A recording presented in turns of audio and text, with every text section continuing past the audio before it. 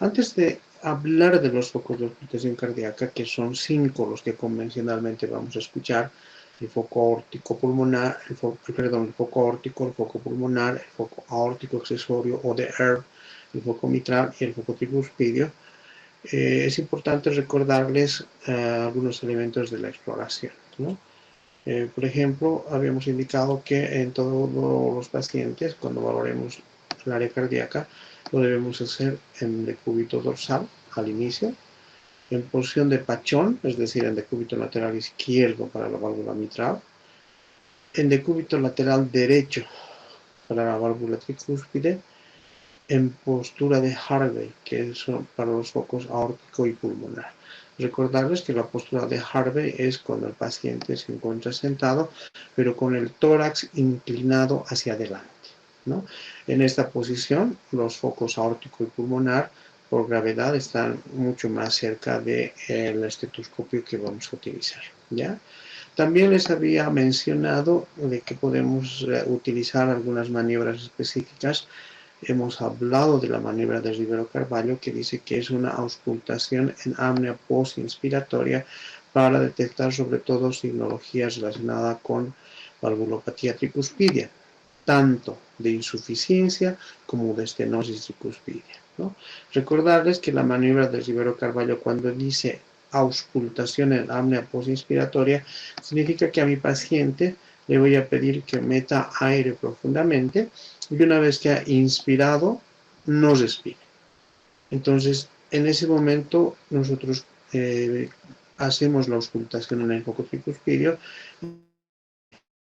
Lesión tricuspidia, vamos a poder identificar con más facilidad, sobre todo los soplos que se pueden presentar tanto en insuficiencia como en estenosis tricuspidia, ¿no? Esta es una imagen para recordarles las 3 posiciones más importantes, ¿no? Decúbito dorsal, sentado, y en decúbito lateral izquierdo de pachón, pero hemos especificado que para la auscultación cardíaca, además voy a utilizar el decúbito lateral derecho para la válvula tricúspide, la postura de Harvey para la aórtica y pulmonar, y en algunos casos la maniobra de Rivero-Carvalho, ¿ya? Esta es la imagen que hemos visto en relación a los focos de auscultación cardíaca, pero prefiero explicarles en este otro esquema que van a poder entender mejor, ¿sí? Solo para recordarles, ¿no? Tenemos un corazón derecho, donde básicamente tenemos la aurícula derecha y el ventrículo derecho, ¿no? No se olviden que en el corazón derecho tenemos la válvula tricúspide y del ventrículo derecho sale la arteria pulmonar. Entonces, las válvulas pulmonar y tricuspidia vendrían a representar el corazón derecho, ¿no?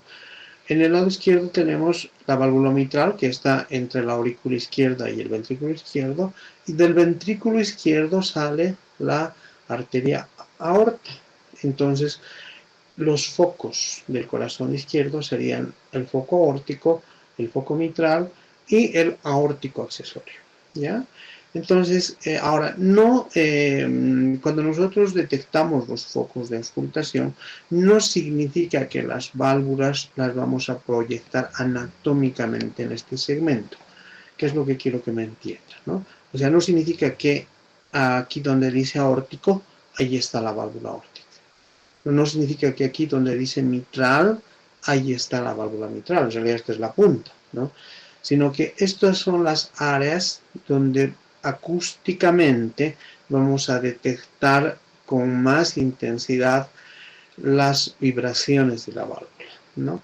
Ya sean ruidos normales o patológicos, ¿no? Ahora vamos a ver precisamente la génesis de los ruidos, pero todos los elementos que generan R1, por ejemplo, ¿no? Los voy a escuchar mejor en los focos de la punta, es decir, en el foco mitral y tricuspidio. Y todos los elementos que me generen R2 los voy a escuchar mejor en los focos de la base, que son el foco aórtico y pulmonar. Ahora, esto es importante. Les decía en algún momento, no puedo hacer valoración o auscultación cardíaca si no conozco los focos de auscultación cardíaca. Entonces, vamos a repasar primero la localización exacta de los focos. Como estamos viendo en la diapositiva, tengo un foco aórtico. Para alguna literatura dicen aórtico principal, ¿no? Porque viene a ser el primer foco de la base, ¿no? Luego tengo el foco aórtico accesorio o de ERF, que está con otro color, ¿no? Pero sigue siendo parte del foco aórtico, ¿no? Y tengo el foco mitral que, que completa los 3 focos de auscultación cardíaca del corazón izquierdo. Otra vez, aórtico principal, aórtico accesorio de ERF y el foco mitral. Y los focos del corazón derecho que vendrían a ser el foco pulmonar y el foco tricuspidio, ¿no? Por un lado. Ahora, les decía, alguna literatura los diferencia en focos de la base y en focos de la punta, ¿no? Porque si esquemáticamente vemos el corazón, esta es la base del corazón y esta es la punta del corazón. Entonces, estos que están más cerca de la base son el foco aórtico y pulmonar, y los que están en la punta son el foco mitral y tricuspidio. Y dirán ustedes dónde queda el otro. Bueno, este está más cerca del centro, ¿no? Nosotros vamos a estudiar o vamos a auscultar 5 focos: aórtico pulmonar, aórtico accesorio, tricuspidio y mitral. Sin embargo, para que ustedes tengan conocimiento, alguna literatura describe a este nivel, en el cuarto espacio intercostal izquierdo sobre el borde external, un foco mesocárdico, porque corresponde al área central del corazón, y dicen que hay un foco mesocárdico, ¿no? Como no representa más que el centro del corazón y no específicamente una lesión valvular específica, ¿no? Por eso es que no valoramos de rutina.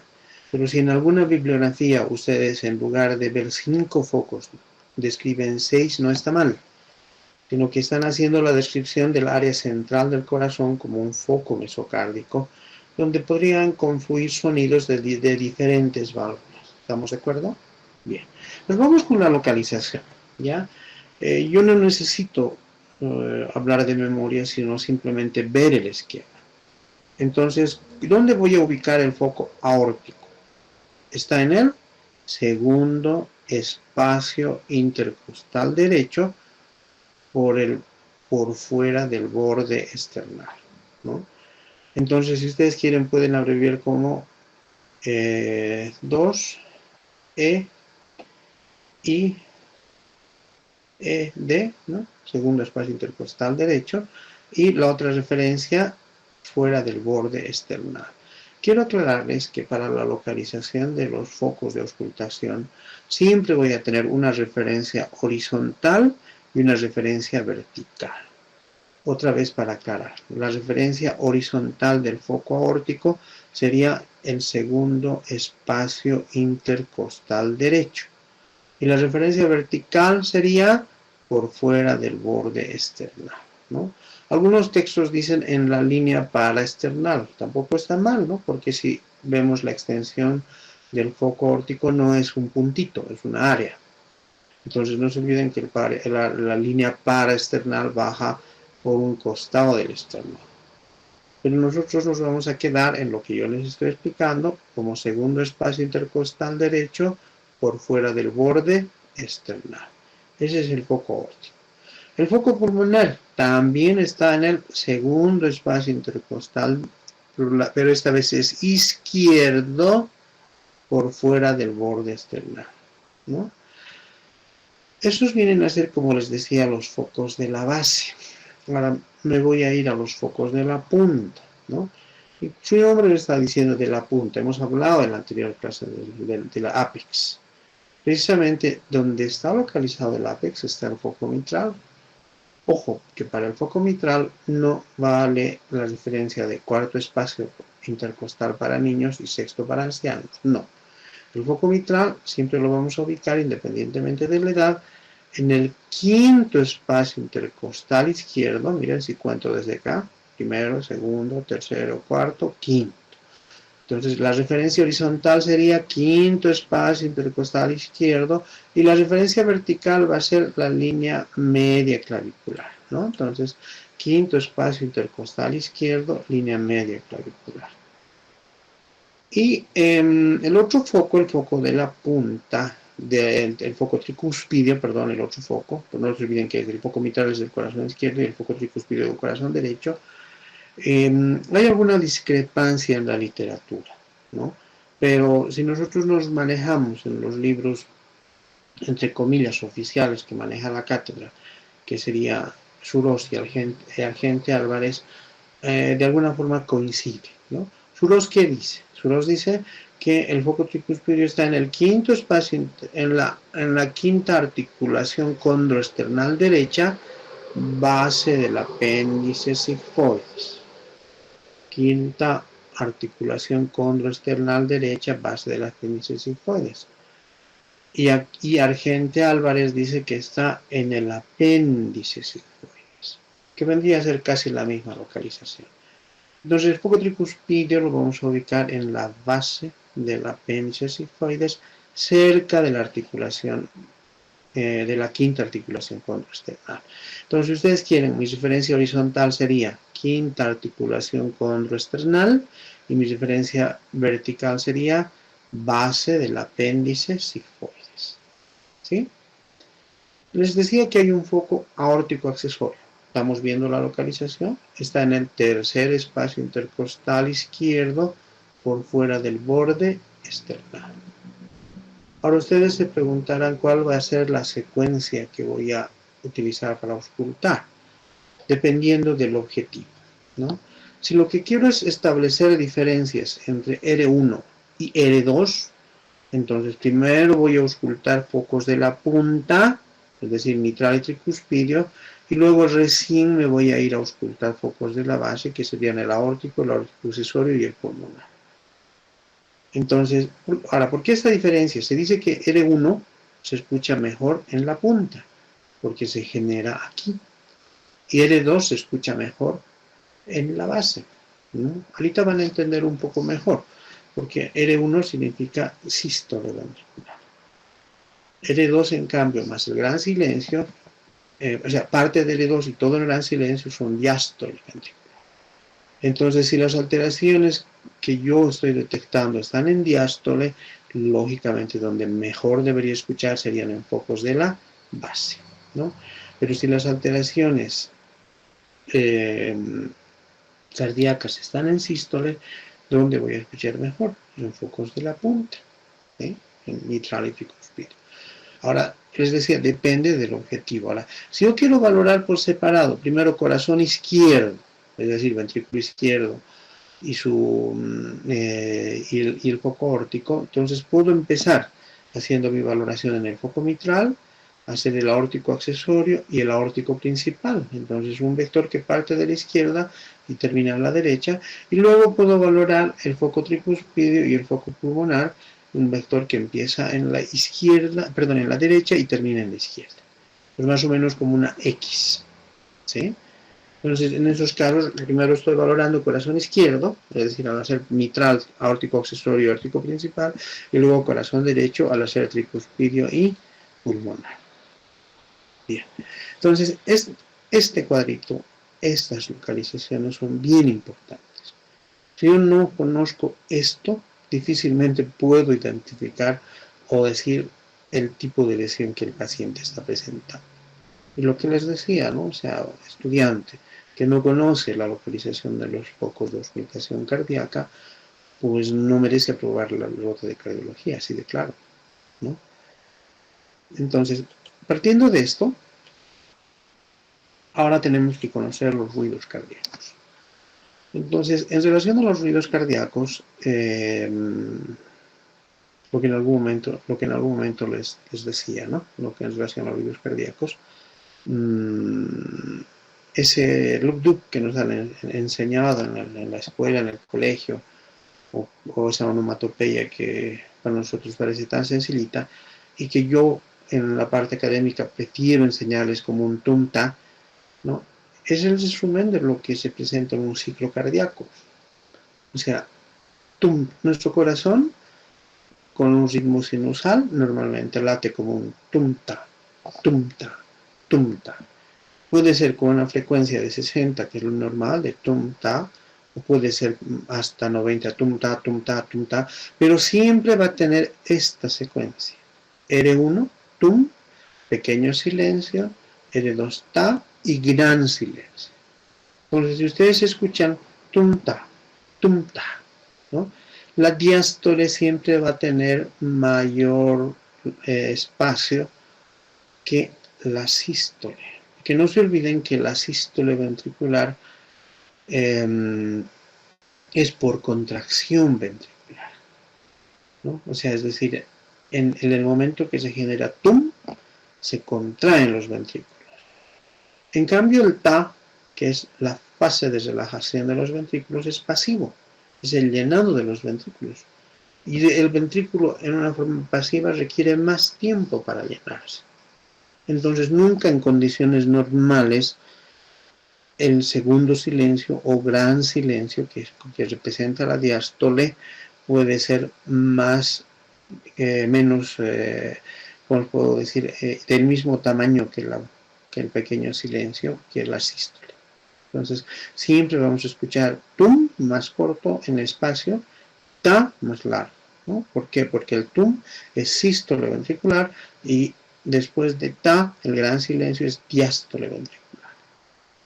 Entonces, es importante que nosotros conozcamos este ciclo cardíaco, ¿ya? Ahora, yo tengo que saber qué genera el tum y qué me genera el ta, ¿no?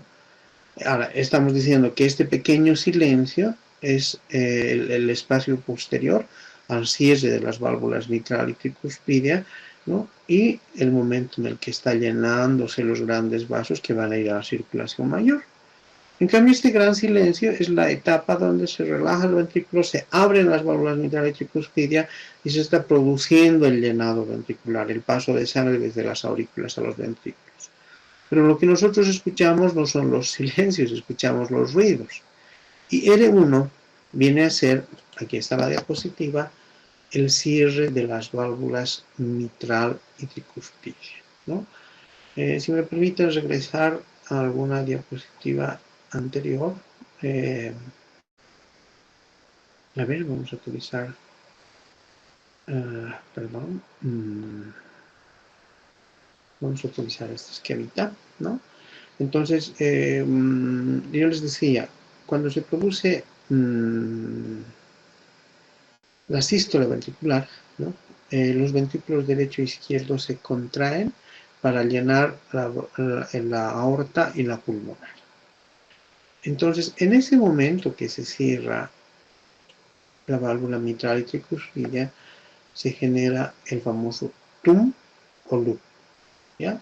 Sin embargo, no es el único elemento de R1. O sea, tum no solo cierre de las válvulas mitral y tricuspidia, porque al mismo tiempo que se están cerrando la válvula mitral y tricuspidia, también se está contrayendo el ventrículo. ¿Y eso qué es? La sístole ventricular, ¿no?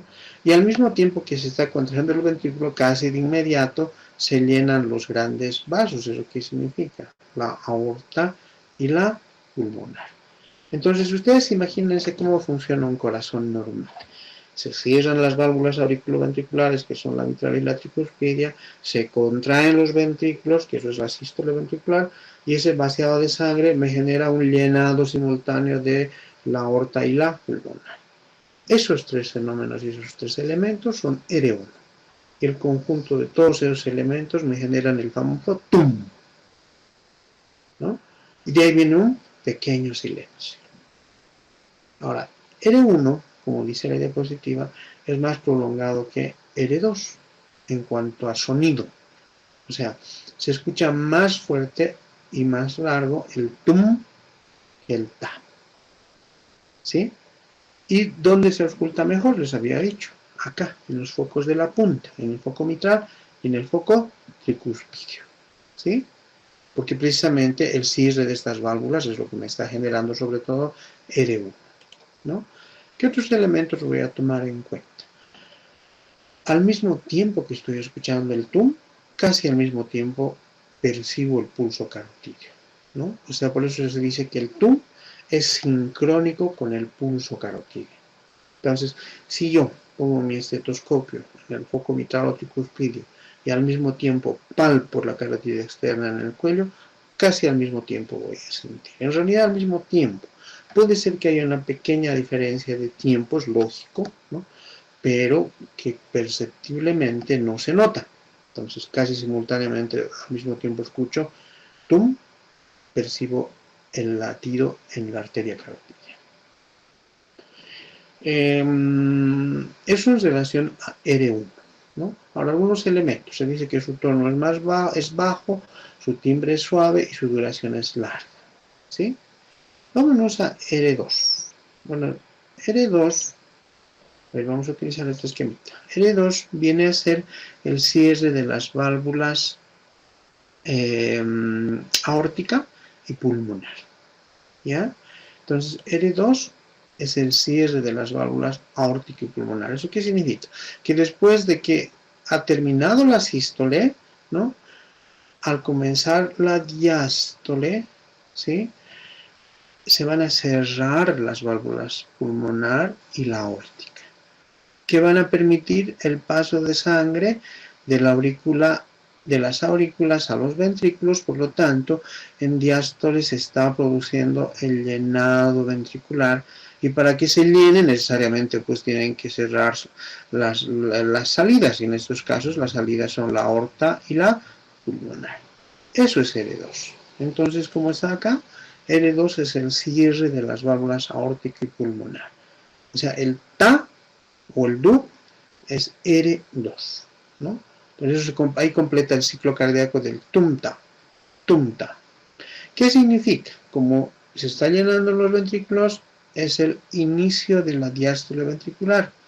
Por eso les decía, la diástole ventricular es desde la mitad de R2 y todo el gran silencio. O sea, después del ta, ese silencio que donde no escuchamos ruidos, viene a ser la diástole ventricular. Por lo tanto, R2 tiene dos componentes, un componente aórtico y un componente pulmonar, ¿no? Ahora, dice que puede provocarse el desdoblamiento en inspiración. En realidad hay una diferencia en el cierre de la aórtica y de la pulmonar, pero que nosotros acústicamente no lo percibimos. Escuchamos como un solo sonido, un ta, ¿no? Es de mayor tono, es más corto y seco que R1, ¿no? ¿Dónde lo escucho mejor? En focos de la base. Si regresamos al dibujito, estos son los focos de la base. Entonces R2 los voy a escuchar mejor a nivel del foco aórtico y del foco pulmonar. Hasta ahí es donde escuchamos un ritmo sinusal de dos tiempos, ¿no? Algún otro elemento, esto es importante tomar en cuenta, ¿no? No se olviden, a ver, solo para recordarles, estos son los dos focos de la base, el aórtico y pulmonar, ¿no? Sin embargo, en función a la edad, ¿sí? Puedo percibir mejor, ¿no? R2 en los jóvenes en el foco pulmonar, es decir, en el lado izquierdo. Y en los adultos y ancianos, R2 voy a escuchar mejor en el foco aórtico. O sea, incluso ese elemento tengo que tomar en cuenta, ¿no? O sea, si mi paciente es joven, si bien tengo que escuchar mejor R2 en focos de la base, ¿dónde? En el foco pulmonar. Si mi paciente es adulto o anciano, ¿dónde voy a escuchar mejor R2? En el foco aórtico, es decir, al lado derecho, ¿sí? Entonces, hasta aquí viene a ser el ritmo sinusal de dos tiempos, donde escucho R1, pequeño silencio, R2, gran silencio, el famoso tum-ta. Sin embargo, pueden haber ritmos de 3 tiempos o ritmos de 4 tiempos, ¿sí? De hecho, todos los ritmos de 4 tiempos son patológicos. El ritmo, sin embargo, puede haber también un ritmo de 3 tiempos que puede ser normal en niños y adolescentes cuando tenemos un tercer ruido. Lo más frecuente es que no escuchemos de 3 tiempos. Sin embargo, cuando escucho un R3, ¿no? Si es niños y jóvenes, puede ser normal. De hecho, R3 es patológico en los adultos. Como dice la diapositiva, si ustedes ven esta parte, R3 significa aumento de presión del llenado ventricular y sobrecarga auricular, ¿no? ¿Qué significará eso? ¿No? A ver, solo para recordarles. Vamos, olvídense de lo que dicen las letras, síganme con el dibujito. A ver, R1, cierre de las válvulas mitral y tricuspidia, sístole ventricular y llenado de los grandes vasos, es decir, de la aorta y de la arteria pulmonar. Eso es R1. R2, cierre de las válvulas aórtica y cierre de la válvula pulmonar. ¿Con qué finalidad hemos dicho? Con que la sangre pase de las aurículas a los ventrículos. Este fenómeno de paso de sangre de las aurículas a los ventrículos es un fenómeno silencioso, no lo percibimos a la auscultación. O sea, durante el gran silencio, en este momento, si dibujo esquemáticamente, perdón, en este momento se está produciendo el llenado ventricular. Este es un fenómeno pasivo, silencioso, que no me genera ningún ruido, ¿no? Sin embargo, ¿qué pasa si existe sobrecarga auricular? ¿Se acuerdan ustedes cuando hemos hablado de insuficiencia o estenosis mitral, de la insuficiencia o estenosis tricuspidia, cuando hay reflujo del ventrículo a la aurícula o cuando la sangre de la aurícula por estenosis no pasa adecuadamente al ventrículo, se produce una sobrecarga auricular, ¿no? Entonces, cuando hay sobrecarga auricular, el paso de sangre de la aurícula a los ventrículos muchas veces genera un paso muy rápido de sangre de la aurícula a los ventrículos. Y esta fase de llenado ventricular, que es más rápido, me puede generar un tercer ruido que vendría a ser R3. Entonces, si nosotros ahora sí nos vamos al dibujito, ¿qué es R3? R3 es la fase de llenado ventricular rápido en diástole. Entonces, ¿qué significa eso? Que como hay sobrecarga en las aurículas, la sangre cuando pasa de las aurículas a los ventrículos lo hace más rápido de lo normal y eso me genera un tercer ruido, ¿no? Por eso dice, R3 es la fase de llenado ventricular rápido en diástole. Es lógico que se va a presentar después de R2, pues no se olviden que primero aquí se ha cerrado la aórtica, se ha cerrado la pulmonar y este llenado ventricular que tendría que ser silencioso por la sobrecarga auricular ya no es silencioso, produce un tercer ruido y ese R3 se presenta después de R2. Entonces, si yo dibujara esquemáticamente dónde está R3, lo tendría que dibujar aquí después de R2, inmediatamente después de R2. Por eso se dice que hay que diferenciar R3 de un desdoblamiento de R2, ¿no? Porque puede ser que en alguna circunstancia R2 se desdoble en sus componentes aórtico y pulmonar. Y el desdoblamiento de R2, en vez de escuchar como un ta, lo puedo escuchar como un tla, en dos golpes. Pero ojo, eso es que el componente aórtico y el componente pulmonar lo estoy escuchando en dos tiempos. Por eso en vez de ta, escucho un tla, ¿no? Pero eso no es R3, no es desdoblamiento de R2. Cuando hay R3, se dice que el R3 se escucha como un eco apagado de R2. Alguna literatura dice que su onomatopeya de R3, es decir, cuando escucho R1, pequeño silencio, R2, R3 y gran silencio, viene a ser como un Tennessee, Tennessee, Tennessee, ¿no? Un R3 pegado a R2 como un eco apagado de R2. Ese es un R3, ¿no? Entonces, revisamos. R3 significa, primero, es breve, es sordo, es débil, es de tono bajo y lo que les he dicho, semeja al eco apagado del segundo ruido. Representa la fase de llenado ventricular rápido en diástole, se presenta después de R2. Como está al empezar la diástole, es protodiastólico. Cuando hablemos de soplos van a entender mejor los prefijos proto, meso y tele, ¿no? Se escucha mejor en posición de Pachón, eso que significa en decúbito lateral izquierdo, y en posición de Azoulay, hemos hablado también de eso, con mi paciente en decúbito dorsal, con los brazos levantados hacia arriba y las piernas también levantadas hacia arriba. Les decía que R3 puede ser normal en niños y jóvenes, pero en adultos siempre es patológico y me indica el aumento de presión del llenado ventricular y la sobrecarga auricular. En realidad, la sobrecarga auricular me va a generar una fase de llenado ventricular rápido. ¿Sí? Eso es R3. Y les estoy repitiendo, para alguna literatura su onomatopeya es un Tennessee. Tennessee.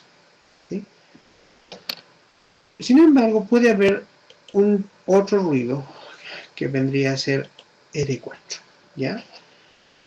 Antes de que nos concentremos en leer, expliquemos qué es R4. Vamos a, otra vez con este dibujito, vamos a repasar desde R1. ¿No? R1 es el cierre de las válvulas mitral y tricuspidia, R1. R2 es el cierre de las válvulas aórtica y de la válvula pulmonar, ¿no? Hemos dicho que R3 es la fase de llenado ventricular rápido cuando hay sobrecarga auricular, ¿no? Pero muchas veces, para terminar la diástole y antes de que se cierren las válvulas mitral y tricuspidia, la aurícula necesita una fuerza adicional para terminar de vaciar las aurículas. En condiciones normales, cuando no hay mucha sobrecarga auricular, esta fase final de la contracción auricular es silenciosa. En una persona que no tiene patología cardíaca, se vacía completamente las aurículas antes de la siguiente sístole. Sin embargo, cuando existe, por ejemplo, una hipertensión arterial pulmonar, cuando no se produce adecuadamente el vaciado de las aurículas, el corazón requiere que estas aurículas se contraigan con alguna fuerza. Y eso genera R4. Por lo tanto, R4, ¿qué significa? Contracción auricular. No significa que estas aurículas, para terminar de vaciar, tienen que contraerse. Y eso en condiciones normales no hay. Por lo tanto, R4 es contracción auricular. Y siempre es patológico. A cualquier edad, cualquier edad, siempre es patológico. Puede estar relacionada con una estenosis aórtica, con un aumento de la velocidad del flujo, con una hipertensión arterial pulmonar, etc. ¿No? ¿Dónde lo voy a ubicar? Antes de que empiece el siguiente ciclo cardíaco, es decir, si me voy a mi dibujito, R3 lo voy a ubicar al final del gran silencio, al final de la diástole. Por eso se dice que es presistólico, es antes de la siguiente sístole, ¿no? Entonces, si yo quiero hacer un resumen de R4, tendría que decir que R4 representa la contracción auricular, se presenta antes de R1, por lo tanto es presistólico y siempre va a ser patológico, independientemente de la edad. Entonces, si nosotros resumimos hasta ahorita, en condiciones normales, tengo que escuchar un ritmo sinusal de 2 tiempos, tum-ta, tum-ta, tum-ta, ¿no? Y en algunas circunstancias, si hay R3 lo voy a dibujar aquí, pegadito a R2, sería ya un ritmo de galope ventricular de 3 tiempos, donde voy a escuchar R1, pequeño silencio, R2, R3 como eco apagado de R2, gran silencio. Su onomatopeya sería un Tennessee, Tennessee, Tennessee. Si escucho R4 lo voy a dibujar acá, al final de la diástole, antes de la siguiente sístole, escucharía R1, R2 y R4, y su onomatopeya sería más o menos un Kentucky, Kentucky, Kentucky, ¿no? Entonces, no es lo mismo, ¿no? Cuando estoy hablando de ritmos de 3 tiempos, estoy hablando de ritmos de galope. Si es de galope ventricular, es R1, R2 y R3. Si es de galope auricular, es R1, R2 y R4, ¿no? Ahora puede haber un galope de suma donde escuche R1, R2, R3 y R4, ¿no? Y eso ya tiene algunas otras características. Pero lo que les quería explicar primero, ¿no? La localización de los focos de auscultación cardíaca. O sea, yo necesito saber dónde están mis focos. Y segundo, necesito saber qué voy a escuchar. En condiciones normales, cuando el corazón tiene un ritmo sinusal de 2 tiempos, escucho el tum-ta, tum-ta. En cambio, si tengo un R3, que me representa la fase de llenado ventricular rápido, voy a escuchar un Tennessee, Tennessee, ¿no? Pero de pronto tengo un R4, y no R3, no, R4. ¿no? Que es un cuarto ruido por contracción auricular. Puedo escuchar un Kentucky, Kentucky, un ritmo de 3 tiempos, pero con un componente auricular. Entonces, L3, para que ustedes recuerden, significa la fase de llenado ventricular rápido, y R4 significa la contracción auricular. Les estoy aclarando. En condiciones normales, el llenado ventricular es silencioso, pero cuando hay sobrecarga auricular, ese llenado ventricular es más rápido y genera R3. Otra vez les estoy explicando. En condiciones normales, al terminar la diástole, las aurículas se vacían por completo sin generar ningún ruido. Pero cuando hay sobrecarga y necesitan una contracción adicional, me generan R4 y R4 vendría a ser contracción auricular. O sea, no es difícil, ¿no? O sea, es cuestión de ver un poco la secuencia de la dinámica cardíaca, ¿no?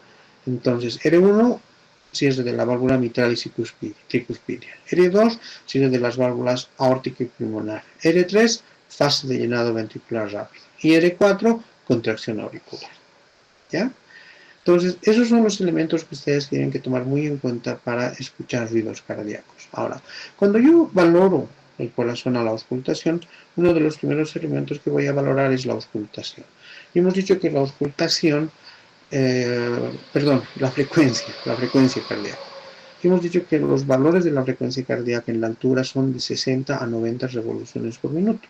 ¿Eso qué significa? Que voy a escuchar 60 a 90 tum-tas por minuto. ¿Sí? Ahora, en algunas circunstancias el corazón está latiendo más rápido de esto y eso lo denomino taquicardia. Y si mi corazón está latiendo menos de esta frecuencia, lo denomino bradicardia, ¿no? Ambos son, no son normales, ¿no? Ahora, sí tengo que tomar en cuenta un aspecto. Hay personas, por ejemplo, los atletas, ¿no?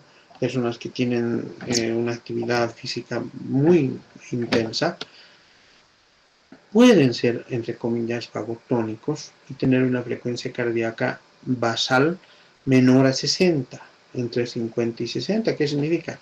Que con esos latidos en reposo su corazón es suficiente para aportar el oxígeno necesario a todo el organismo, ¿no? Y cuando hacen ejercicio, su frecuencia cardíaca sube, pero no demasiado.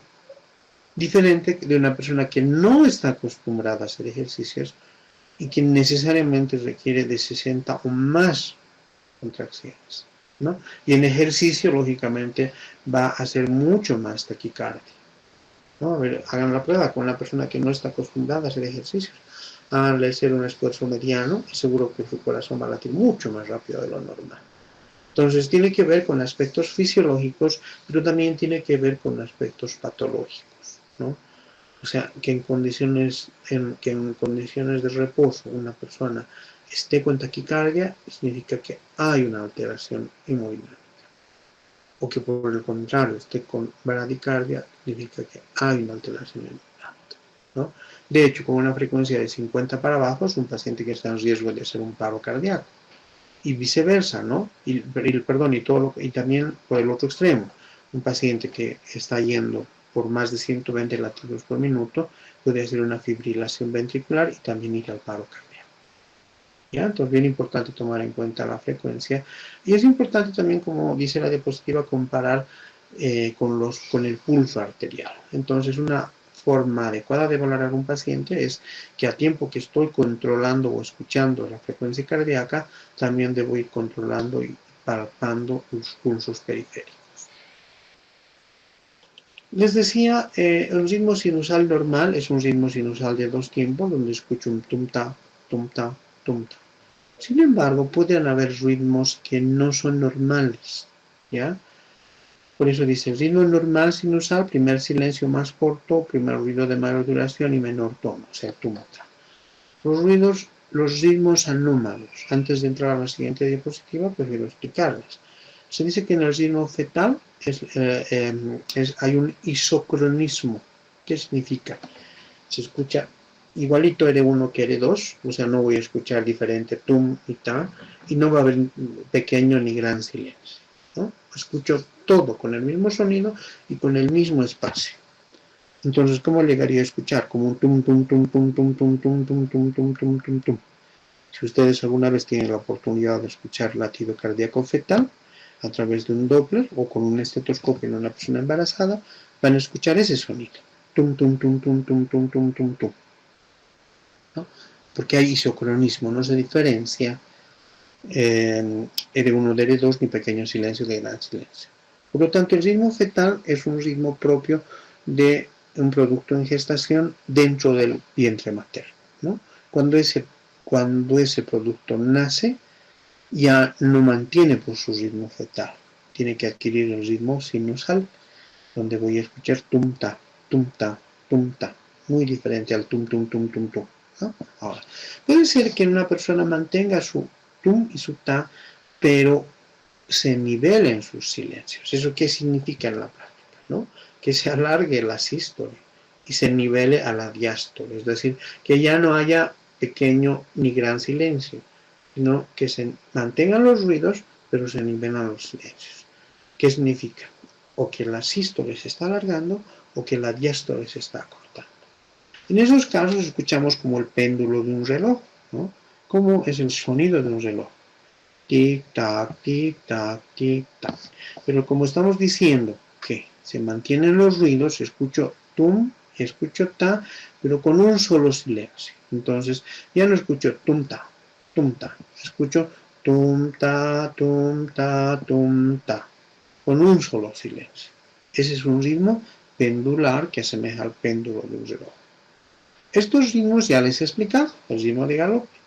Significa que puede haber un ritmo de galope ventricular, un ritmo de galope auricular, dependiendo de si escucho R1, R2 y R3, ese sería ritmo de galope ventricular, porque R3 es fase de llenado ventricular rápido.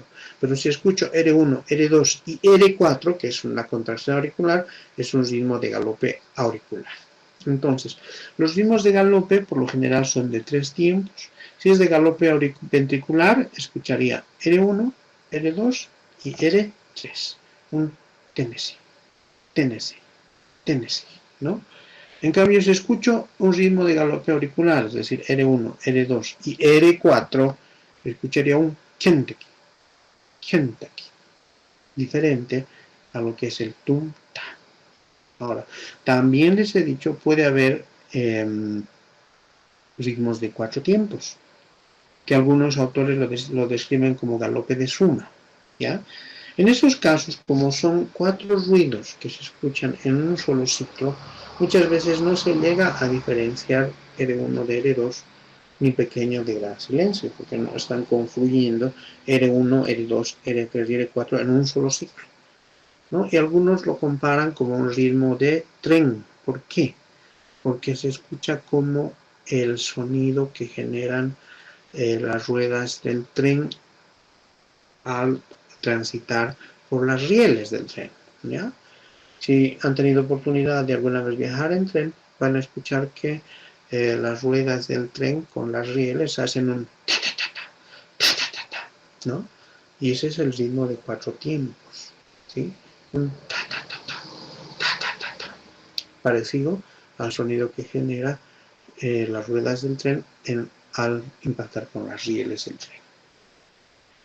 Cuando hablo de extrasístoles, cuando asociado a un ritmo sinusal, que vendría a ser un tum-ta, tum-ta, tum-ta, se me presenta una sístole adicional, ¿no? Que vendría a ser un tum-ta, tum-ta, tum, y otra vez tum-ta, tum-ta, tum-ta, tum. Entonces son ruidos, como quien dice, sobreagregados, ¿ya? Y cuando hay arritmia completa, cuando se pierde la secuencia de R1, pequeño silencio, R2, gran silencio. Entonces, en esos casos escuchamos una secuencia muy regular, ¿no? Puede ser tum, ta, tum, ta, tum, ta. Entonces no hay una secuencia regular y eso es una arritmia completa, ¿no? Entonces todo lo que les he explicado está resumido en estos dos cuadritos, ¿no? El ritmo fetal, donde hay isocronismo, donde pequeño silencio es igual que gran silencio y R1 es igual que R2. Y escucho tum, tum, tum, tum, tum, tum, tum, ¿no? El ritmo pendular que les dije, se mantiene R1, se mantiene R2, pero se igualan los silencios. Pues yo no escucho tum, ta, tum, ta. Si no escucho un tum, ta, como el péndulo de un reloj. Y los ritmos de galope, les decía, pueden ser de 3 tiempos o pueden ser de 4 tiempos. Si son de 3 tiempos, diferenciar si es un galope auricular, donde escucharía R1, R2 y R4, si es galope ventricular, R1, R2 y R3, o si es un galope de adición o suma, R3, R4, que generalmente se conoce como ritmo de tren, ¿no? Y precisamente esta es la diapositiva, un ritmo de 4 tiempos o ritmo de tren, que son asociados a galope auricular, galope ventricular, más el ritmo sinusal.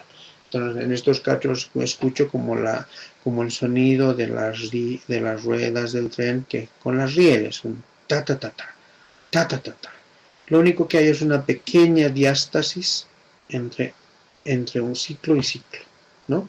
O sea, terminan los 4 tas y hay una pequeña diástasis, ta ta ta ta, ta ta ta ta. Entonces ahí significa que estoy escuchando R1, R2, R3 y R4, ¿no? Y las extrasístoles que decía son focos ectópicos, ¿no? Que me generan latidos adicionales, los que normalmente se producen, y esas son las famosas extrasístoles, ¿no? Y las arritmias, que no está acá, pues lo estoy diciendo, cuando hay una arritmia no hay la secuencia regular al escuchar los ruidos cardíacos. Bien. Entonces, una vez que hemos identificado las alteraciones de los ritmos, ¿no? Yo tengo que aprender a valorar algunas cualidades de estos ruidos. ¿No? Por ejemplo, identificar la intensidad y el tono. ¿No? Esto va a depender de algunos elementos, ¿no? En algunas circunstancias, los ruidos cardíacos los escuchamos muy fuertes, en algunos los escuchamos con una intensidad normal, cuando es muy fuerte, describo como hiperfonético. Cuando es con una intensidad regular, digo que es normofonético, eso es lo que debe ser, normal. Y cuando lo escucho muy bajito, ¿no?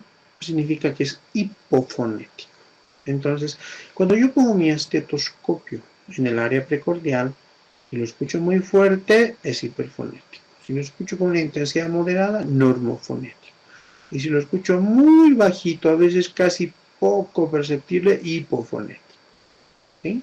Ahora, hay elementos pues que van a condicionar a la hiperfonesis, a la normofonesis o a la hipofonesis. ¿Sí? Un elemento es la contextura física de cada individuo, el grosor de la pared. Si mi paciente tiene una pared gruesa, si es musculoso o si es obeso con mucho tejido celular cutáneo, su pared es más gruesa, por lo tanto me puede generar una hipofonesis. Todo lo contrario, si mi paciente es muy delgadito, ¿no? Niño, por ejemplo, ¿no? La pared es muy delgada, elástica, puedo escuchar más fuerte una hiperfonesis. Eso en condiciones normales, ¿no? Ahora, también que tengo que tomar otros elementos. Si mi corazón está latiendo más rápido, lo voy a escuchar más fuerte, ¿no? Hiperfonético. Si mi corazón es más grande de lo normal, por lo tanto me disminuye la distancia entre el foco y el fonendoscopio, lógicamente también lo voy a escuchar más fuerte. ¿Eso qué significa? Que cuando hay cardiomegalia, cuando el corazón está más grande, ¿no? Voy a escuchar más fuerte de lo normal, ¿no? También va a depender del estado anatómico de las válvulas. Es decir, si mi válvula está sana, voy a escuchar normofonético sin sobreagregados. O sea, o tum o ta. Pero de pronto no escucho bien ni tum ni ta, y en lugar de eso escucho soplos. Y en lugar de escuchar un tum ta, escucho un ¿no? Y a veces los soplos son de baja intensidad, entonces escucho muy bajito y en lugar de tum ta, puedo estar escuchando un soplo. Entonces tiene mucho que ver con el estado anatómico de las válvulas, ¿no? Al margen de eso, la presencia de líquido en la cavidad pericárdica, es decir, la barrera de un espacio de líquido entre el estetoscopio y la válvula que está originando el sonido, también me puede generar ruidos hipofonéticos, muy hipofonéticos, ¿no? A veces bien difíciles de detectar incluso, ¿no? Lógico que tenemos que escuchar, porque si un paciente estaría en paro cardíaco, estaría muriendo. Pero sí puede ser muy hipofonético cuando hay líquido en la cavidad pericárdica, ¿ya? Entonces, esos son los elementos que yo voy a describir en la valoración cardíaca. Entonces, si resumo la auscultación, Si mi paciente tiene un ritmo sinusal normal, escucho con una intensidad moderada y no escucho soplos, a la auscultación cardíaca voy a describir como ruidos cardíacos rítmicos, normofonéticos, sin presencia de sobreagregados. Entonces, cuando estoy diciendo eso, cuando estoy anotando eso en la historia clínica, ¿no? Cuando estoy indicando ruidos cardíacos rítmicos, normofonéticos, sin presencia de sobreagregados, estoy diciendo que estoy escuchando el ritmo sinusal de los tiempos, ¿no? Cuando digo normofonéticos es que estoy escuchando con intensidad moderada, y cuando digo sin presencia de sobreagregados estoy descartando la posibilidad de escuchar soplos, frotes, desdoblamientos, reforzamientos, etc. Y eso es lo que normalmente debemos escuchar. Ahora, cuando existe lesión valvular, cuando existen alteraciones funcionales cardíacas, cuando existen alteraciones en el flujo sanguíneo, voy a detectar soplos cardíacos, ¿no? Es importante saber qué es un soplo cardíaco. Primero vamos a leer unas definiciones y luego explico qué significa esto, ¿no? Para algunos autores dice que los soplos cardíacos son ruidos anormales sobreañadidos producidos por vibraciones en el interior del corazón o paredes de las grandes arterias debido a flujo sanguíneo turbulento que me van a provocar vibraciones con características acústicas comparables al ruido del fuelle al avivar el fuego. Entonces, esta definición me está diciendo que en lugar del tum y del ta, en algún momento, ya sea en lugar del tum o en lugar del ta, voy a escuchar un sonido parecido al que genera el ruido del fuelle al avivar el fuego, ¿no? Vamos a otras definiciones. Se denomina soplo cardiovascular a la percepción auditiva de las vibraciones causadas cuando la corriente sanguínea pierde su carácter laminar. Enseguida les explico qué significa eso. Es una serie de vibraciones auditivas que son más prolongadas que un sonido y que se caracterizan por intensidad, frecuencia, forma, irradiación y tiempo en el ciclo cardíaco, ¿no? A ver, en términos sencillitos, vámonos a esta definición. Dice ruidos anormales sobreañadidos producidos por vibraciones en el interior del corazón o paredes de las grandes arterias debido a flujo sanguíneo turbulento. Estas son las tres palabras claves de los soplos cardíacos. Flujo sanguíneo turbulento, ¿no? Porque aquí habla de cuando la corriente sanguínea pierde su carácter laminar. ¿Eso qué significa, no? A ver, vamos a buscar algo acá. Acá. Normalmente la sangre cuando transcurre por los grandes vasos, cuando transcurre por el corazón, es decir, cuando pasa de las aurículas a los ventrículos, o sea, el flujo sanguíneo tiene un carácter laminar. ¿Qué significa? Que la sangre corre ordenadamente dentro del vaso, ¿no? O sea, las capas de sangre o láminas de flujo, las que están pegaditas a la pared van más despacio y las que están en el centro van un poco más rápido.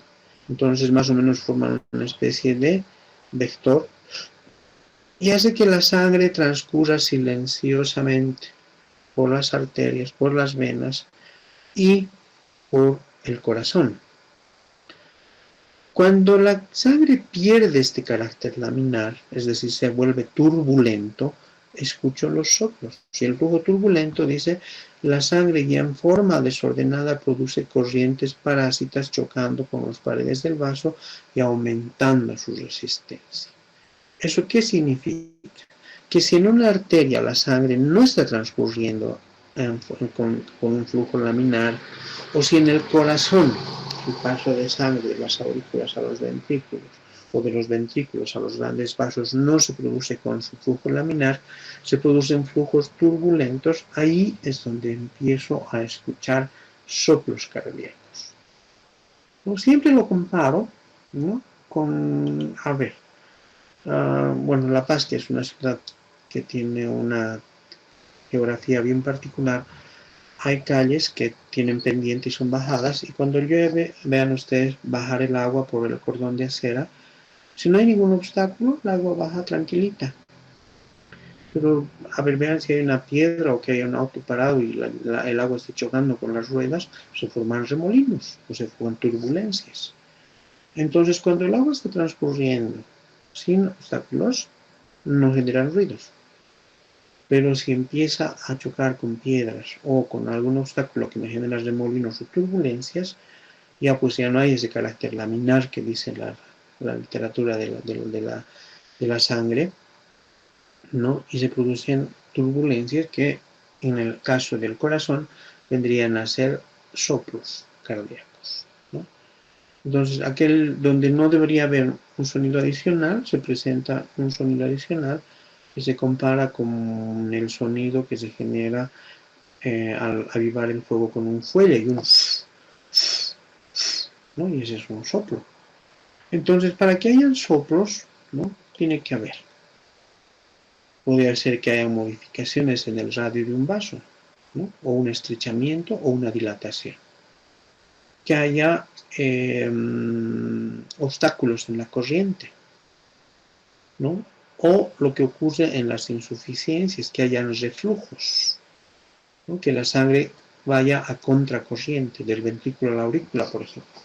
Lo normal es que vaya de la aurícula al ventrículo, pero si las válvulas son insuficientes, hay un reflujo del ventrículo a las aurículas y eso me genera soplos, ¿no? Ahora, hay que diferenciar, los soplos pueden ser funcionales, pueden ser anorgánicos intracardíacos, anorgánicos extracardíacos y los que vamos a estudiar con las valvulopatías orgánicos. Los soplos funcionales, los anorgánicos intracardíacos y los anorgánicos extracardíacos, estos son generalmente, sistólicos. Se presentan durante el TUM. En cambio, estos orgánicos pueden ser sistólicos, pero también pueden ser diastólicos. Entonces, si yo escucho un soplo en diástole, tengo que buscar una causa orgánica. En cambio, si escucho un soplo sistólico, dependiendo de la edad y los otros elementos clínicos del paciente, puede ser funcional. ¿Cuál es la diferencia? Que si es soplo orgánico, me está diciendo que hay un daño en las válvulas del corazón. También que si es funcional, puede ser por diferentes causas, como vamos a ver ahora. Por ejemplo, dice la válvula es sana pero insuficiente, ¿no? Eso es lo que pasa, por ejemplo, cuando hay una miocarditis, que puede ser transitoria. El corazón está inflamado, por lo tanto esas válvulas no cierran por completo y se provoca un soplo funcional. Se disuelve la miocarditis y desaparece el soplo, ¿no? Por dilatación del corazón y del anillo de inserción valvular, otra vez con las miocarditis, ¿no? Y como les digo, como son funcionales, cuando mejora el corazón, desaparecen estos soplos.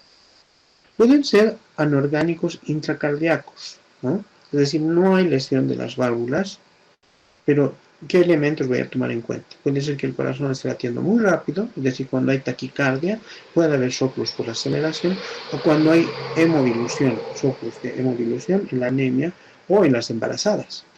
Entonces, si corrijo la taquicardia, se pierde el soplo. Si corrijo la anemia, se pierde el soplo.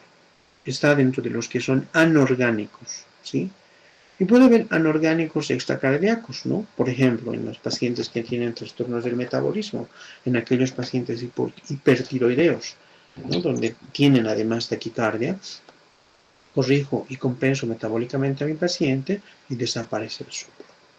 Entonces, estos soplos funcionales, anorgánicos intracardíacos y anorgánicos extracardíacos, que la mayor parte de las veces son sistólicos, pueden desaparecer cuando corrijo la alteración que me está generando.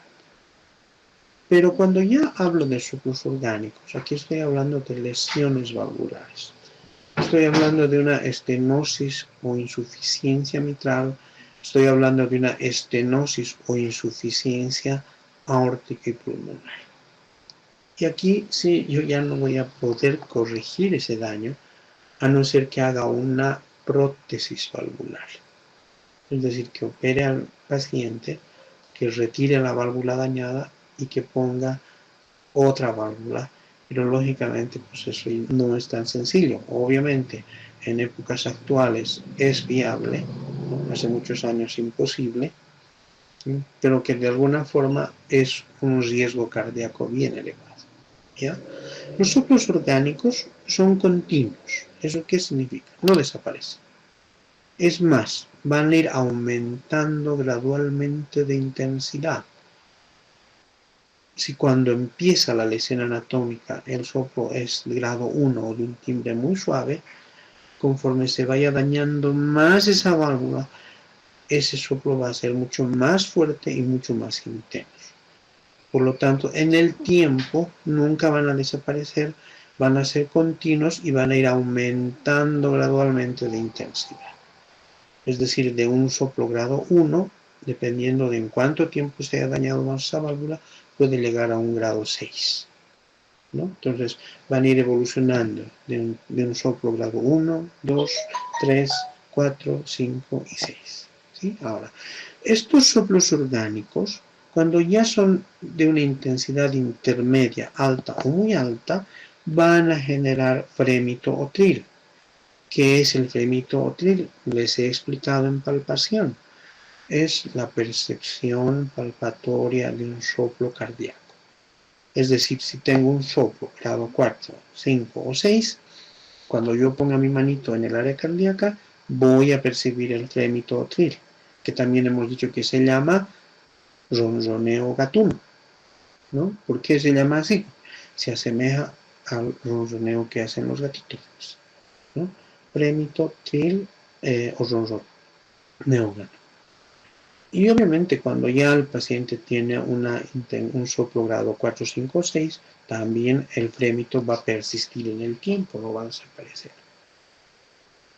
Entonces, he querido un poquito explicarles, si bien no en el orden de las diapositivas, pero quería que ustedes entiendan cómo se generan los soplos, ¿no? Y aquí les tengo un resumen de las causas, ¿ya? Para que tal vez ustedes puedan visualizar. Vamos a agrandar la pantalla y vamos a ver. Por ejemplo, aumento de velocidad. Es decir, que cuando aumenta la velocidad, en este lado que han visto que se produce un paso más rápido, se puede generar un soplo por aceleración.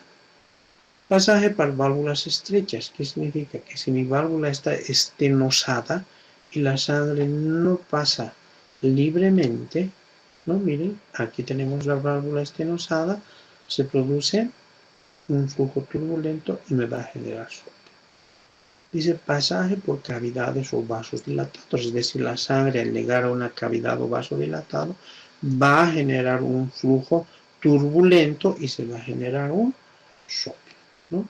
Las conexiones anómalas, es decir, la comunicación interauricular, interventricular o la persistencia del conducto arterioso, me va a generar flujos turbulentos y me van a generar soplos cardíacos, ¿no?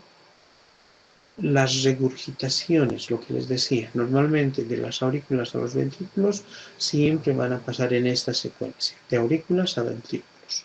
Sin embargo, si mi válvula es insuficiente, se puede provocar un reflujo del ventrículo a la aurícula o de la aorta y de la pulmonar hacia los ventrículos, y en ese caso también voy a tener un flujo de contracorriente que me va a generar un soplo cardíaco, ¿no? Obviamente la coincidencia de dos o más alteraciones me van a generar soplos cardíacos. Esta es la clasificación de soplos que les hacía referencia, ¿no? Estas clasificaciones son convencionales, pero uno de los autores que es más leído y revisado es Levin, y esta es la clasificación que más frecuentemente se usa para reportar soplos. Entonces, cuando un soplo es grado 1, cuando tiene una intensidad muy baja, apenas auscultable. ¿Qué significa eso? Que para escuchar un soplo grado 1, primero que tiene que haber un silencio absoluto. Segundo, el examinador tiene que concentrarse para escuchar el soplo, por eso es que es apenas auscultable. Entonces, mucho silencio, el examinador debe concentrarse para detectar el soplo y es un soplo muy difícil de auscultar, pero es apenas auscultable. Ese es el grado más bajo, ¿no? No genera frémito, como es de intensidad muy baja, Si yo palpo, si apenas estoy escuchando, menos lo voy a palpar. Cuando digo que es de grado 2, ya sigue siendo intensidad suave, ¿no? Pero ya es audible. No necesito concentrarme demasiado. Lo voy a escuchar suavito, pero sí lo voy a escuchar. Es un soplo grado 2. El grado 3 sigue teniendo una intensidad baja, por eso dice intensidad baja, pero ya es mucho más fácil de oír, ¿no? Entonces no necesito buscar con mucho esfuerzo, lo voy a escuchar. La diferencia está en que 1, 2 y 3 no tienen frémito, tremor o ronroneo gatuno. Hasta aquí no voy a palpar eso, solo lo voy a escuchar. En cambio, el grado 4 se dice que tiene una intensidad intermedia, pero ya mi mano lo va a percibir, va a tener una sensación palpable. En el grado 4 voy a percibir frémito o tremor, ¿sí? El grado 5 ya es de intensidad alta y lo voy a palpar fácilmente, ¿no? En grado 6 ya es el más alto, intensidad muy alta, dice, con fuerte sensación palpable. Estos soplos incluso los puedo escuchar apoyando mi oído en el área cardíaca, incluso sin el estetoscopio, ¿no? Y lógicamente que cuando lo palpe, ese ronroneo gatuno que les he dicho, lo voy a percibir muy fácilmente. Entonces, cuando yo detecto un soplo, no necesito pues describir intensidad baja, suave, baja, intermedia, nada.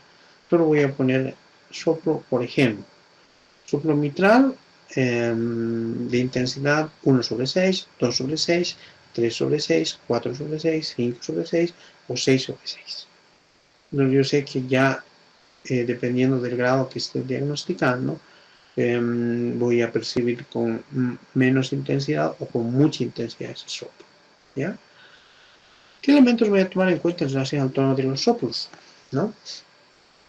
Hay soplos que son agudos y hay soplos que son graves. Entonces, se dice que cuanto mayor es el gradiente y menor el orificio, el soplo es agudo, ¿no? Que puede ser de insuficiencia o estenosis. Sin embargo, pueden ser soplos de un timbre grave. ¿No? Ahora, existen algunos timbres muy particulares dependiendo del tipo de valvulopatías, ¿no? Se dice, por ejemplo, que el soplo de la insuficiencia aórtica, es decir, el soplo que se genera por reflujo de la aorta hacia el ventrículo izquierdo, es un soplo aspirativo dulce. O sea, que en lugar de lo puedo recibir, ¿no? Como si estuviera aspirando. ¿Por qué? Porque se está produciendo paso de un vaso grande, pero hacia una cavidad mayor que es el ventrículo izquierdo. Ahora, hay soplos que se van a percibir casi por igual en todo el ciclo cardíaco, ¿no? Es decir, perdón, no en todo el ciclo cardíaco, sino en todo el espacio que ocupa. Por ejemplo, el soplo de la insuficiencia mitral se escucha en sístole.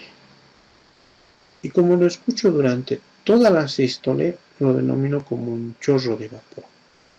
Entonces, en vez de escuchar un tum, voy a escuchar un sostenido en toda la sístole, ¿no? Y se asemeja a la salida del chorro del vapor, ¿sí? Por eso se llama en chorro de vapor, que es característico de la insuficiencia mitral.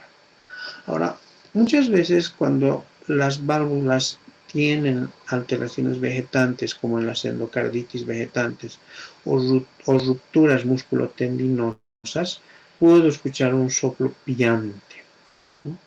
Es decir, que le pongo un, ¿no? Entonces, eso se da en las endocarditis bacterianas. Ahora, los soplos pueden tener un soplo de retumbo, dice, como un rodamiento de arrastre. Este soplo de retumbo o rodamiento de arrastre es propio de la estenosis mitral, ¿no? El famoso soplo de Roulement, ¿no? Vamos a hablar de eso en semiología aplicada. Ahora, hay soplos que escucho en todo el ciclo cardíaco, sístole y diástole. Y ese es el famoso soplo de la persistencia del conducto arterioso, que se llama soplo maquinaria de Gibson. ¿Por qué? Porque asemeja una maquinaria. En lugar de escuchar tum-ta, escucho un ¿no? Como si fuera una máquina. Entonces, eso se produce en la persistencia del conducto arterioso. Ahora, ¿cómo describo los soplos? Va a depender del tiempo en el que ocurre, ¿ya? Me voy a ir a este dibujito. No se olviden que tenemos una sístole, una diástole, un pequeño silencio, un gran silencio. R1, pequeño silencio, R2, gran silencio. Si mi soplo solo abarca la sístole, lo defino como sistólico. Si abarca la diástole, como diastólico. Si mi soplo abarca toda la sístole, le pongo el prefijo olo y se va a llamar holosistólico.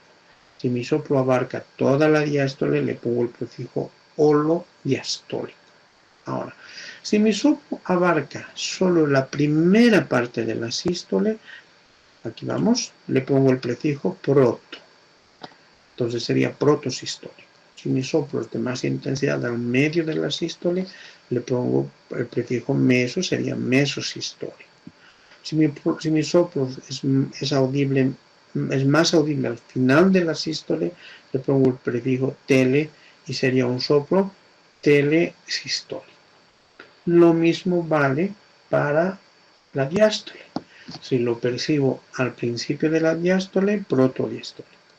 Si lo percibo al medio de la diástole, mesodiastólico. Y si lo percibo al final de la diástole, telediastólico. Y si lo percibo en todo el espacio, puede ser holosistólico u holodiastólico. Alguna literatura, en lugar de utilizar el prefijo holo, utiliza el prefijo pan, es decir, pansistólico o pandiastólico, que viene a ser lo mismo que holosistólico u holodiastólico. Entonces, ahora sí van a poder entender mejor esto, ¿no? Sistólico, que sí está situado entre el primer y segundo ruido. Soplo diastólico, que ocupa el gran silencio. Holosistólico, toda la sístole. Merosistólico, si solo es una parte, y este mero ya les he explicado cómo se clasifica. En protosistólico, si es al principio de la sístole, mesosistólico, si es a la mitad de la sístole, y telesistólico, si es al final de la sístole. Esto mismo vale para la diástole, solo que en vez de sistólico cambio diastólico. ¿Sí? Entonces, un soplo, o sea, en un ciclo cardíaco, ¿qué tenemos? Sístole, diástole, el soplo puede abarcar sístole, diástole, diastólico, o ser continuo, es decir, sístole, diástole, más una pequeña diástasis que es ocupada y en esos casos continuo. Esto es sobre todo para que ustedes diferencien un soplo sistodiastólico de un soplo continuo. O sea, si es un, ¿no? Es decir, y todavía escucho una pequeña separación para el siguiente ciclo, es decir, eso sería un sistodiastólico. Pero si ya no hay diástasis, si escucho ese es un soplo continuo, todo el tiempo hay soplo. Entonces ya no respeta la diástasis. Entonces ya puedo identificar mi soplo. Protosistólico, mesosistólico, telediastólico, holosistólico, y ahí voy a poner en qué focus estoy escuchando mejor, pues. Entonces, si por ejemplo es en el quinto espacio intercostal izquierdo, línea media clavicular, eso corresponde al foco mitral. Entonces, si lo escucho en sístole, diré que es un soplo sistólico mitral, que puede ser protosistólico, mesosistólico o telesistólico mitral. Si lo escucho en diástole, diré que es un soplo diastólico mitral. Entonces ya voy sumando los elementos que he estado aprendiendo para describir mejor mis soplos. Entonces esto viene a ser un resumen de lo que ya hemos hablado: holosistólico, protosistólico, mesosistólico, telesistólico. Si es en diástole, holodiastólico, protodiastólico, mesodiastólico, telediastólico. Si es sístole y diástole, esto es un sistodiastólico. Aquí respetan la diástasis, y si no respetan la diástole es soplo continuo.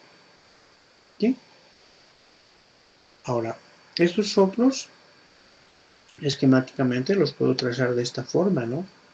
Miren, si tomo en cuenta que este es R1 y este es R2, o puede ser R2 y el siguiente R1, ¿no?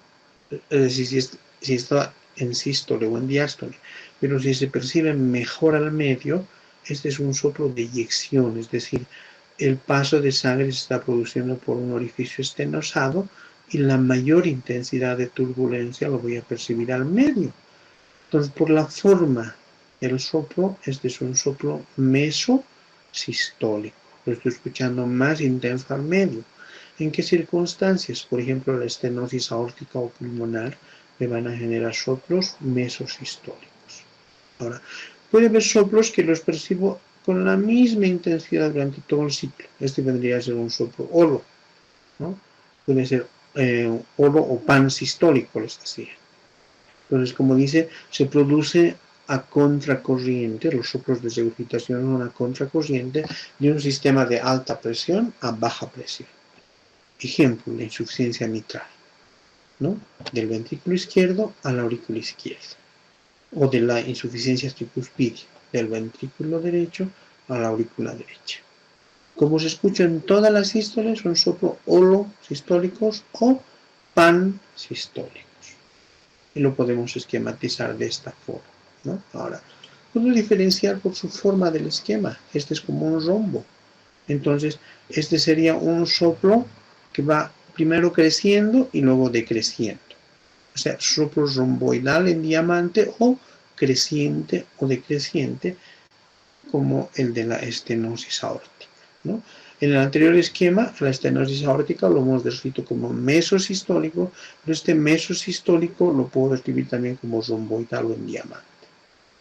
Este soplo tiene su mayor intensidad al comenzar el ciclo, por lo tanto es de mayor a menor y es un soplo decreciente o menguante, que es lo que pasa en la insuficiencia aórtica.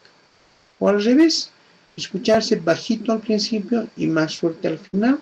Este vendría a ser un soplo creciente, que va a ser al final de la diástole, por ejemplo, en este caso, ¿no? Y como es antes de la siguiente sístole, lo puedo denominar como presistólico en el caso de la estenosis mitral. Ahora, la localización depende pues del sitio donde se escuche con mayor intensidad. Dices el foco o sitio donde es escuchado con mayor intensidad y de forma más nítida, lo que me permite deducir el aparato valvular o la cámara que lo produce.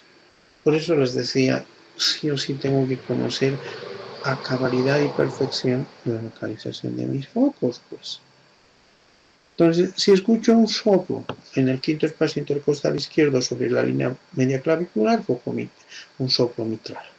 Si escucho un soplo en la base del apéndice sigmoides, un soplo tricuspidio. Si escucho un soplo en el segundo espacio intercostal derecho sobre el borde external, un foco aórtico. Si escucho un soplo en el segundo espacio intercostal izquierdo sobre el borde external, un soplo pulmonar.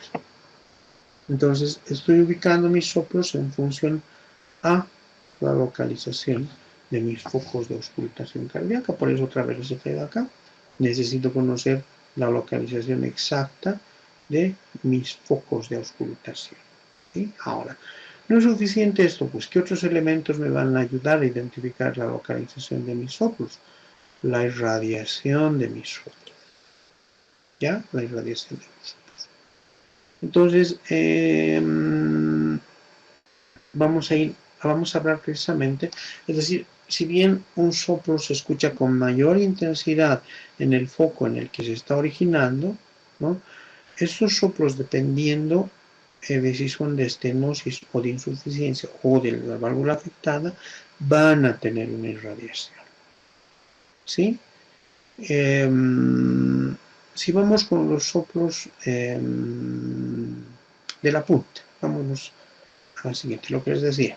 La irradiación está determinado por el sitio de mayor intensidad o los sitios donde se propaga, ¿no?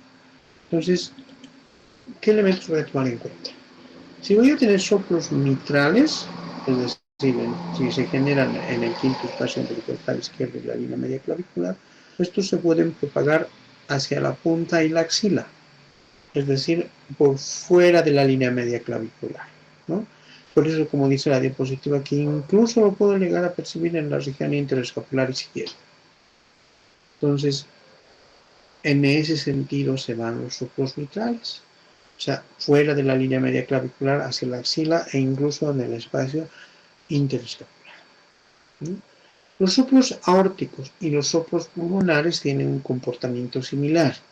Va a depender si mi soplo es de insuficiencia aórtica o de insuficiencia pulmonar, se van a ir hacia abajo, hacia el apéndice sifoides y hacia la punta del corazón. ¿Eso qué significa? Que si bien lo voy a escuchar en el segundo espacio intercostal derecho, borde external en el caso del foco aórtico, ese soplo se va a ir hacia el apéndice sifoides y también se va a irradiar a la punta del corazón. En cambio, si es de estenosis o de estrechez, el soplo no se va a ir abajo, se va a ir arriba. Por lo tanto, se va a ir por encima de la clavícula, la región supraclavicular derecha y al cuello. Por eso les decía cuando hemos empezado la clase que cuando valoro corazón también voy a valorar, además del área cardíaca, el cuello. Entonces, repasando. Si tengo un soplo aórtico que es de insuficiencia, se va a ir hacia abajo. Si tengo un soplo aórtico que es de estenosis, se va a ir hacia arriba. Cuando digo hacia abajo, estoy hablando de apéndice sifoides y punta del corazón. Cuando digo arriba, región supraclavicular derecha y cuello. Y el mismo comportamiento de si es pulmonar. Si es de insuficiencia pulmonar, hacia abajo, al apéndice sifoides. Y si es de estenosis pulmonar, hacia arriba, a la región clavicular derecha y hacia el cuello. Los focos tricuspidios, como el foco está en el apéndice sifoides, se propagan en la región vecina del apéndice sifoides, es decir, en el epigastrio, o sea, por eso es que se puede escuchar un latido epigástrico, ¿no? Y en la zona central del corazón, que sería el área mesocárdica, que les he dicho que puede ser el cuarto espacio intercostal izquierdo por fuera del borde external, ¿no? Y que muchas veces esta área mesocárdica se lo considera como un sexto foco de auscultación cardíaca, pero que no corresponde. ¿Estamos de acuerdo? Bien. Entonces, eso en relación a la irradiación de los soplos. Por último, tengo que hablar de ruidos sobreañadidos por roce o frote pericardio. Les decía, el corazón está cubierto por un meso, que viene a ser el pericardio, cuyas hojas no generan ruidos adicionales, ¿no? ¿Por qué? Porque no provocan ni roce ni frote. Sin embargo, cuando se inflama el pericardio, cuando empieza una pericarditis, las hojas del pericardio empiezan a rozar y provocan un ruido, ¿no? Que dice que por carácter acústico del roce es muy variable, que se puede parecer al arrugar papel seda, a un sonido como de, ¿no? Como de sierra o de maquinaria o locomotora. Pero ¿cuál es la característica? Que se escucha independientemente de los tonos cardíacos. Es decir, que puedo escuchar sobreagregado a un tum-ta. Es decir, que en un fondo de tum-ta puedo percibir un fu-fu, por ejemplo, ¿no? Otra característica, que los roces o frotes pericárdicos no se propagan como los soplos. Los soplos se irradian, los frotes no, ¿no? Y además puede variar el roce o frote pericárdico de una a otra exploración dependiendo de la posición en la que esté valorando mi paciente, ¿no? Por ejemplo, dice, pueden aumentar de intensidad al inclinar el cuerpo hacia adelante, en la expiración forzada o cuando aprieto fuerte el estetoscopio. Situación que no se da en un soplo cardíaco. Entonces, hay elementos que me ayudan a diferenciar los roces o frotes pericárdicos de los soplos cardíacos que tienen una significación clínica muy diferente, ¿sí? Entonces, en resumen, eso vendría a ser lo que tengo que valorar a la auscultación. Que les he dicho que en condiciones normales, en la historia clínica no me genera más que una filita de redacción donde voy a poner ruidos cardíacos rítmicos, normofonéticos y sin presencia de sobreagregados. No estoy haciendo mención a dónde estoy escuchando, nada. Se supone que ya he escuchado los 5 focos de auscultación cardíaca, se supone que he escuchado el tum-ta con una secuencia regular, con una frecuencia normal y que no hay ni soplos, ni reforzamientos, ni desdoblamientos, ni flotes. Entonces, mi redacción normal, en resumen, de un paciente cardíaco que no tiene patología, sería a la inspección, área cardíaca simétrica, ¿no? Y va a depender si el latido cardíaco es visible o no visible. Si es no visible, pongo latido cardíaco no visible, y si es visible, pongo latido cardíaco es visible. Y además, si veo la punta, pongo apex visible y tengo que identificar dónde. A la palpación lo mismo. Si el latido cardíaco es o no es palpable, y si además es palpable, tengo que identificar si el apex es palpable y dónde. Lo normal, quinto espacio intercostal izquierdo, línea media clavicular, ¿no? Y a la auscultación, lo que les acabo de decir. Ruidos cardíacos rítmicos, normognéticos, sin presencia de sobreagregados. Eso en condiciones normales, pues. Pero ya la cosa se complica cuando tengo hallazgos, ¿no?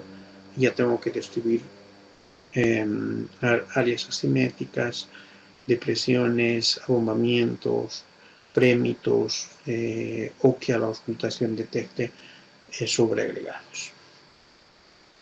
Bien, entonces con eso habríamos completado auscultación cardíaca, y ya lo que nos quedaría es hacer una semiología aplicada de válvula por válvula, y eso lo vamos a hacer en la siguiente clase. Entonces, por ahora habríamos concluido auscultación, y en la siguiente clase estaríamos haciendo semiología aplicada y lo que quedaría de exploración de la presión arterial y sobre todo presión arterial. Bien, jóvenes, muchas gracias. Hemos concluido la clase del día de hoy.